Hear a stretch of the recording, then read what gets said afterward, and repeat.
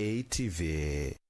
Mahakama ya hakimu mkazi Kisutu iliyopo Dar es Salaam imemhukumu Vincent Masawe maarufu kama Bwana Harusi Alijiteka mwenye umri wa miaka 36 mkazi wa Kigamboni kutofanya kosa lolote kwa kipindi cha miezi 12 na kulipa faini ya shilingi $500 baada ya kukiri kuiba gari la baba yake mdogo Sylvester Beda alilopewa kwa ajili ya kutumia kwenye harusi yake. Taarifa zaidi na Haruna Mabai.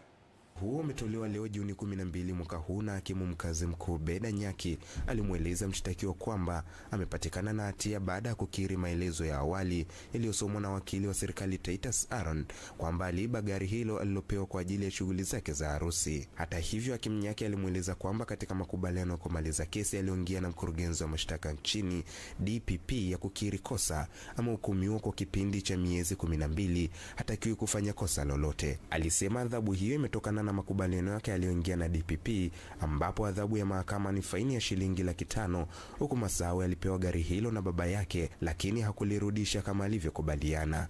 Akisoma maelezo hayo, wakili Aaron alidai kuwa awali walikubali kuingia kwenye makubaliano na mshtakiwa na wameafikia makubaliano na wameshapata ridhaa kutoka kwa mwendesha mashtaka wa mkoa. Alidai kuwa mshtakiwa anashtakiwa kwa kosa la wizi wa kuaminika Novemba 15 mwaka 2024 ndani ya jiji la Dar es Salaam. Aliiba gari hilo ambalo aliazimu kwa lengo la kulitumia katika shughuli zake za harusi. Na shtaka la pili lilidaiwa kwamba katika tarehe na eneo hilo mshtakiwa huyo ambaye ni mkazi wa Kigamboni jijini Dar es Salaam kwa lengo la kuiba na kutapeli alijipatia shilingi milioni 3 kutoka kwa Sylvester Masawe kwa madai kwamba angezirejesha. Mimi ni Haruna Mabai wa EATV.